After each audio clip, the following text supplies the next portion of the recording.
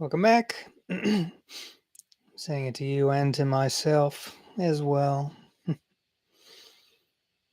Chapter 16 From the Inland Sea. The succeeding days at Ancuni brought no sign of the deer. While we waited impatiently for their arrival, I took advantage of the windy days to explore the high plateau north of the lake. And in many places among the mounded gravel ridges, I found further traces of the men who were gone. One day, I picked up an oddly shaped fragment of wood, and when I asked Ahoto to identify it, he replied that it had been part of a crossbow. Now, this was a startling discovery because, as far as I knew, no Eskimo people had ever used this weapon. When I questioned him more closely, Ahoto told me that the Helmut of the previous generation regularly made crossbows from the springy horn of the muskox and used them extensively in hunting tutu. The remnants of the bow by Ancuni Lake were proof of the truth of his words, but to this day the Helm would occasionally make crossbows of spruce for the children to use in hunting ptarmigan and small animals. There could be no doubt that the crossbow was as old as the people, but where, I wondered, had they acquired the art of making such a weapon? Was it on the far steppes of Asia? And if so, why had the Helmut retained this art, which had evidently been lost to all other Eskimo peoples? The ancient history of the Hamlet is shrouded in mystery, but the legend of Genesis, which Ahoto told me, has in it many hints about the nature of that mystery. Ahoto's curious reference to the inland sea, where the first women lived, probably applies to the real inland sea we know as Great Bear Lake. There are many things in the folklore of the Hamlet to indicate that Great Bear was once the home of the people, and there was nothing at all to indicate that the Baron's race ever dwelt by the ocean. The whole spoken history of the Hamlet belongs exclusively to the people who have not the faintest folk memory of life beside the salt water. The language and customs of the inland men give further evidence of a broad and ancient split in the Proto-Eskimo race, for almost all the religious and magical taboos of the Hamlet deal uniquely with the inland culture based solely on Tuktu the deer. The language, too, is widely divergent from that used by the sea peoples. It differs not only in minor ways, but it lacks the very words which are specifically related to knowledge of the sea. Knud Rasmussen, leader of the 5th Thule or Thule expedition, 1921 to 1924, who was himself half Eskimo, guessed the probable meaning of this chain of differences between the coast Eskimos and the plains dwellers. Rasmussen traveled a little way up the River of Men from its mouth at Baker Lake, and he encountered an inline group of former coastal Eskimos who had met and assimilated a small remnant of the inland people who had been driven north by the plague. The culture of this bastard group was predominantly coastal in folklore, though inland in practice. However, Rasmussen, who was an observant man, detected signs of an unusual antiquity of race in them, which went far beyond anything to be found among other Inuit. From this brief but intense contact with this group, he concluded that they represented the last surviving link with the Proto Eskimo stock from which all modern Eskimos are descended. But Rasmussen never met the Helmut and never even suspected their existence. Let me turn back the blank pages of a history which will never be written and tell you how I would explain the coming of the crossbow to the great ridge beside Ancuni Lake. In an ancient age long forgotten, thousands of years before Christ, a new movement among the constantly shifting races of northeastern Asia brought an irresistible pressure against the men who were then living in the eastern peninsula of Siberia. The pressure was applied slowly, but it was inexorable, and the men who were to be the fathers of the Inuit were forced ever east and north. Some of them perhaps emerged on the Arctic coast of Siberia, for there, to this day, live a race of men, the Chukchi, who are much like our own coast Eskimos. However, the balance of the fugitive Asians who had continued eastward at length found themselves hemmed in on the narrow apex of land which is now the Chukchi Peninsula. There may well have been a complete land bridge to North America in those days, but this is of no importance, for there was certainly a chain of islands crossing the Bering Strait, and it would have been easy then, as it is now, to go from Asia to Alaska by island hopping. The spreading pressure area in Siberia now forced the fugitives to cross the continental strait. Probably the new land of Alaska was already occupied by the forebears of the Indians, and its coasts may even have been in the hands of the Asiatics who had earlier been forced to the Siberian coast and who had there developed a sea culture and spread eastward. The new migrants from the west would thus have been forced to move through the interior until they found unoccupied land. Probably they worked through the Brooks Mountain Barrens in northern Alaska, a devilishly inhospitable area, until they reached the true flat barrens near Great Bear Lake. These rolling plains would have been like home to the wanderers, for the tundra of the north and east of Great Bear is very similar to the northern treeless plains of Siberia. On their American barrens, these peoples from the west would have found a familiar world of rocks, muskegs, and lichens. And not only the land, but its beasts too would have been familiar. The white fox, the lemmings, and the wolf, as well as many other animals, are virtually identical in both Siberia and northern Canada. As for Tuktu the deer, in those distant ages, mighty herds of both wild and tame reindeer roamed the Asiatic plains, even as their close relatives, the caribou, roamed the barrens of North America. Thus, an immigrant race who had lived on reindeer would find no serious difficulty in building a new life about the caribou. They would naturally use the same weapons and much the same techniques that they had learned in Asia, and the crossbow was originally an Asiatic weapon. As they spread out from Great Bear, two new influences would have been begun to make themselves felt. The caribou made their annual migrations north each spring to the Arctic coast, and over a period of years, beginning perhaps 2 millenniums ago, some of the inland dwellers must have reached the coast in seasonal pursuit of the migrating deer. These people would have acquired a knowledge of the sea and developed perhaps a mixed sea and caribou culture, such as persists to this day with the Bathurst Inlet Eskimos. Caribou provided the staff of life in summer for these people, but in winter they depend on the sea for seals and other aquatic mammals.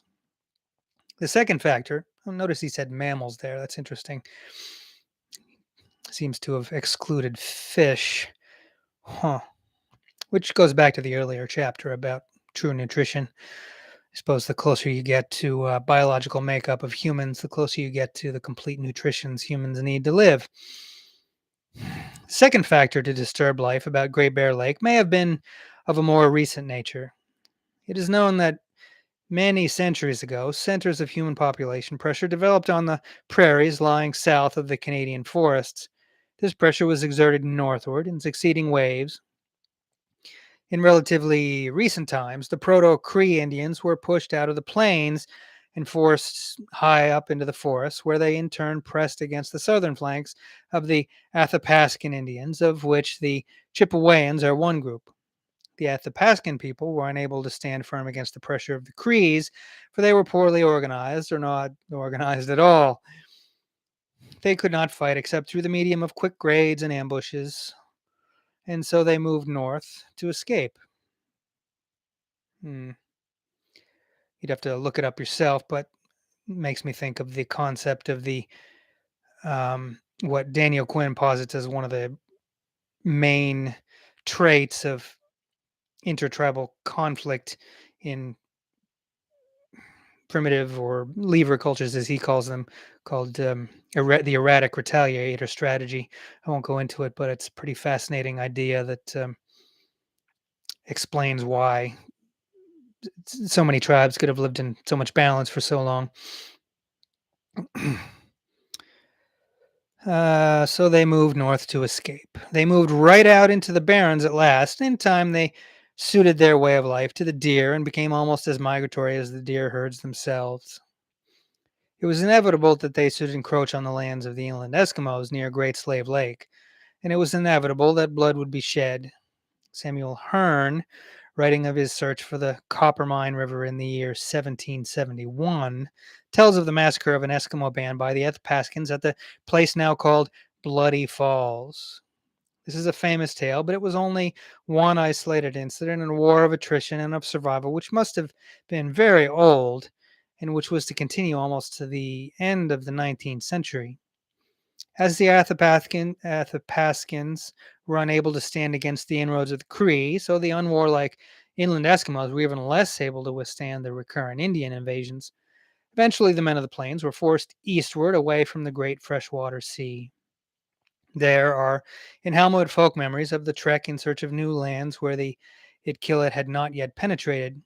Some of the fugitives, probably those who had already been to the sea in pursuit of caribou herds, seem to have fled northeastward, and it is probable that these people came to the Arctic coast from Coronation Gulf to Chantry Inlet. These northern fugitives also developed a new culture adapted to the demands of the sea, but the rest of the plains dwellers went east into the widening angle of the Barrens and remained an inland people. The sea culture came to have a complex structure built on many layers of change, migration, and the intermixing of local groups. The original offshoots of the Proto Eskimo stock, who had learned to live from the sea, spread eastward as far as Greenland and westward again back to Siberia. But the men who had steadfastly remained with the plains since their arrival on the continent stayed in the plains. Stubbornly, they clung to the old things as they fled eastward where the depths of the barrens are greatest. The inlanders eventually reached the spreading plains of the Keewatin territory on the west coast of Hudson Bay, a north-south stretch of tundra vast enough so that it was at last possible to avoid the thrusts of the Indians. And in this new land, good fortune came to the fugitive descendants of the first Eskimo stock. When white men came to the prairies and the forests of northern Canada in force, the pressure of the Indians into the barrens ended. With the decimation by disease, mainly smallpox, of the Ithan Delhi about 1780, the Eskimos were able to push southward up the River of Men until they established their southernmost camps on the very edge of the forests. Now the entire length of the Inuit coup was theirs, and more camps came into being. It's an interesting counterpoint to the to the European colonists in North America was a glorious availability of new land when the Native Americans of North America died. Uh, it's interesting to think of a very hard scrabble Native American tribe benefiting so much from the decimation of Indians south of them from disease. No one will ever know with certainty how many Inuit lived in the interior tundra plains in the good years of the early 19th century. There must have been more than 1,000, and perhaps twice as many in 1880, before a new evil came upon them from the south and accomplished that destruction which 2 millenniums had been unable to achieve. I well remember the whitened fragments of the crossbow I found in the Ankuni Hills, but at the time of its finding, the crossbow meant little to me, for it was then only another sad relic to handle and wonder about and to put aside. We had little interest in meditating on such ancient history then, for we were becoming increasingly worried about our own immediate future. The deer still had not come, and we could no longer wait for their life-giving flow into the barren hills of Ankuni. It was time we took active steps to find other food. We tried fishing, but though we set out our nets and picked places along the lake shore, we caught nothing. And this was not only strange, but a little frightening, for all the other Great Lakes of the Barrens swarm with whitefish, lake trout, and pike. Only Ankuni inexplicably refused to give us fish. It was a big lake, too. I think he estimated it was 40 miles long. There remained the birds, but despite many heartbreaking hunts after ptarmigan, we managed to kill only 3 or 4 in a week. Truly, the land about Ankuni was dead in every sense of the word. There was nothing alive that could be eaten. There were only eaters, the flies, and ourselves. Yeah, so I guess when the diminishing caribou herds vanished, it's no wonder the people vanished. We so easily forget how central food is to living because food is plentiful. It really takes starvation to drive it home. People can't go to the supermarket. It was then almost August, and at last we decided we would wait no longer, but would set out in search of the laggard deer. Very early in the morning of a bright day, when no puff of wind ruffled the stiff crests of the gray green lichens on the hill slopes, we packed our gear into the canoe and set out to find Tuktu. And we were all glad to go, for the atmosphere of Ancuni, which had become increasingly oppressive to Andy and me, had an even more deep seated and ominous effect on Ohoto. We paddled westward from Kinatua Bay until our way was blocked by what seemed to be a great isthmus. After a search, we came to a passage very shallow, but with enough water to allow us to drag the canoe over the barrier and into the open water beyond. At this point, Tyrell's map became useless. We could no longer identify his landmarks or his route, perhaps because we had passed through the isthmus by a different channel. Now we were off the narrow lane of known territory which Tyrell had explored. Instead, we swung to the west into another vast bay of Ancuni, which Tyrell had missed. Guess that means it didn't exist. Doesn't exist if white man haven't discovered it, right? The sky was flawless and the sun fiercely hot. The cold waters of the lake grew misty under the pounding heat. The lowlands under the hills became an undulating phantasmagoria as mirages flickered endlessly before us. There was an absolute and tangible silence, broken only by the fluid dip of paddles and the gentle mutter of water underneath the bow of the canoe. The lake itself was frozen in the dead, unearthly grip of perfect calm. Islands rose suddenly before us like surfacing sea monsters, soundlessly appearing. They lifted clear of the horizon, then floated faintly in the skies.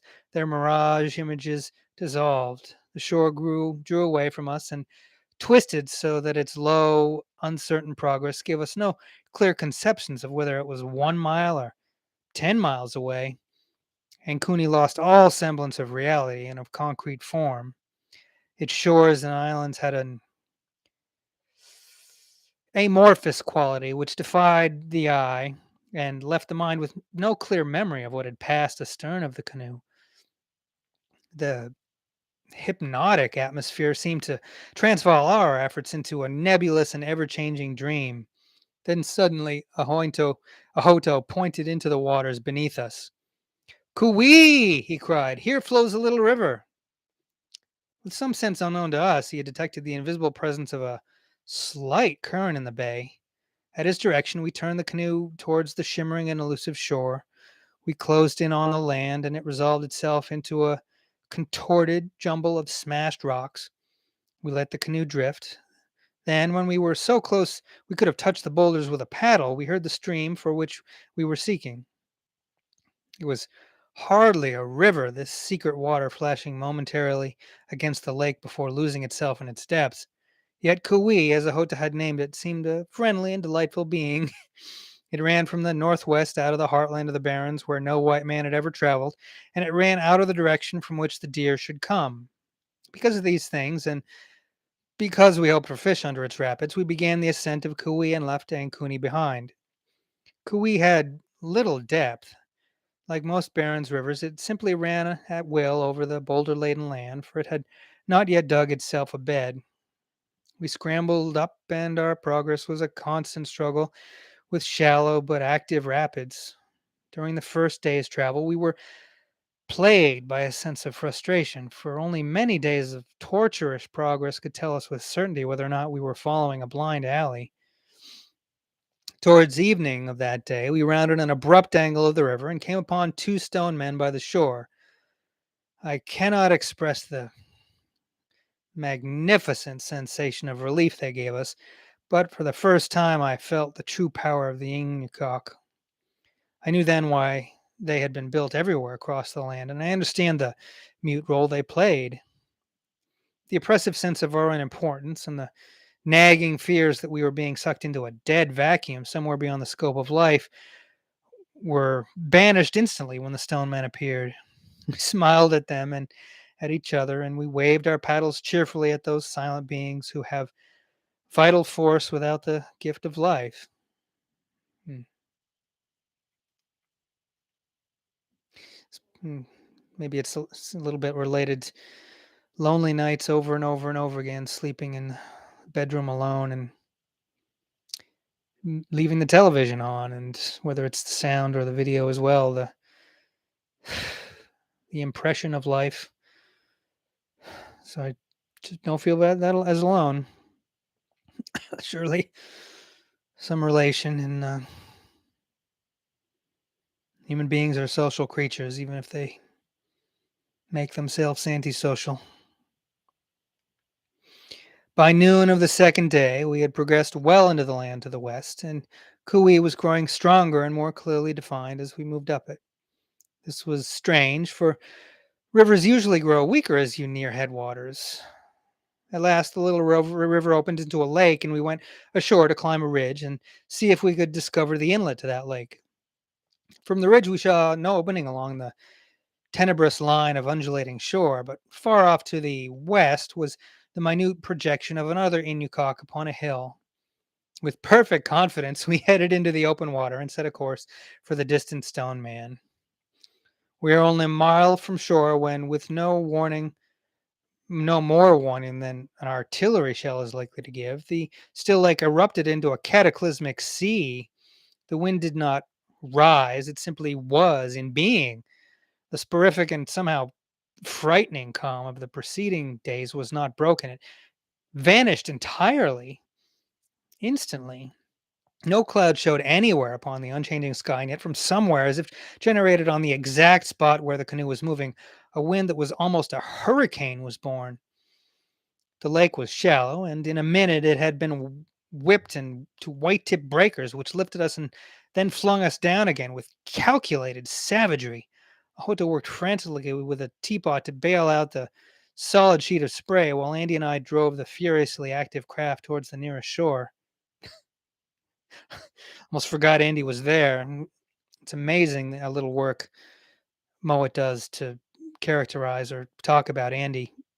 I wonder if he just plain didn't like Andy or find Andy very interesting. Never explicitly says it, but read between the lines. There was an unconcealed and bitter animosity about that wind, which brought a greater terror than the elements had ever instilled in me before. It lay, I think, in the unexpected nature of the attack, whose unprovoked violence had come upon us so quickly that the mind hardly grasped its reality until the storm was threatening to sink us.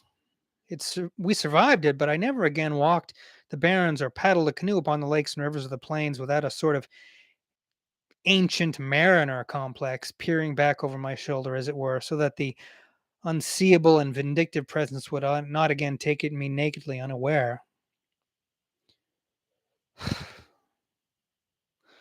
The moment it happens, and also that mariner complex, probably imagine it has some effect on helping you feel alive, more like the blood is truly flowing in your veins, more aware in a way that it's just the deadness that we always have in our peaceful safety. So yeah, it's like the ways, like I mentioned earlier, the way soldiers in war or even civilians in war, it's horrible, but they miss it. Um, we made a shelter of the reef, a reef, and here the canoe pounded viciously until the wind vanished as inexplicably as it had risen, and we scuttled feverishly along the shore, hugging the coastal rocks as a rat hugs the walls of a broad room. For 5 more days we traveled up the river, and where the falls were too angry, we portaged our gear over the flat, sodden world around us.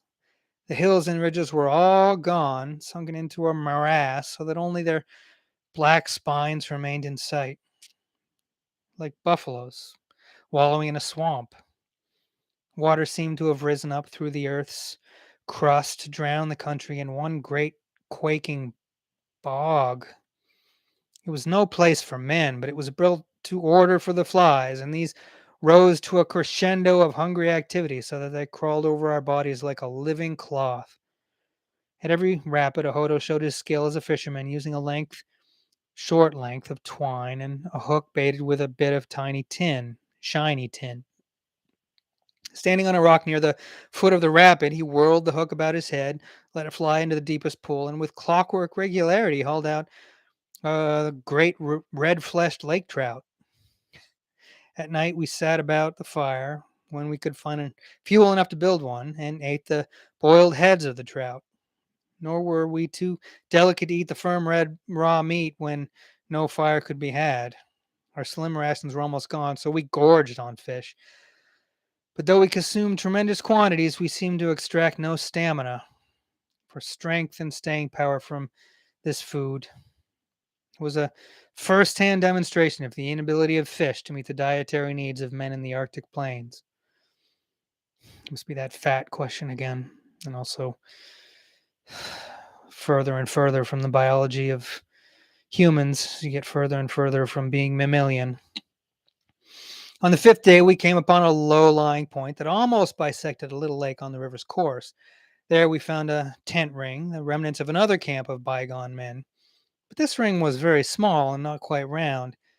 Even more baffling were the nearby ribs of a boat, which were much more like those of our canoe than like a kayak's. Ahoto muttered, "Indians camped here. See, here is their umiak, their canoe."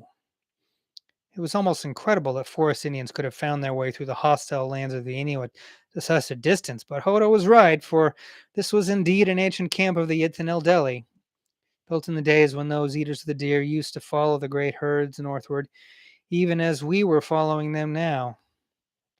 For us, it was a heartening find. That camp and the Inukkak we had seen earlier made it certain that Kui must lead to some major river course or lake where the deer might be expected.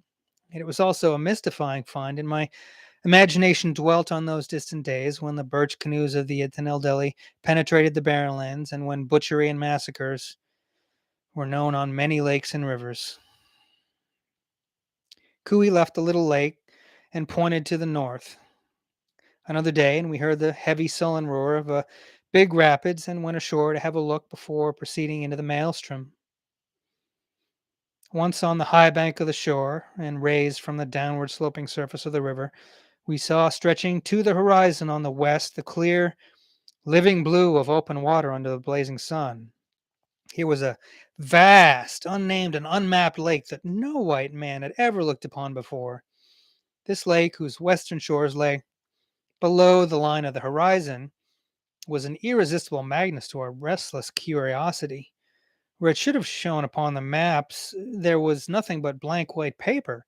The desire to sketch in a crude black outline on that virginal expanse of map was, I suppose, the essence of the desire which makes most men yearn to push beyond known limits, whether in the flesh or in the mind.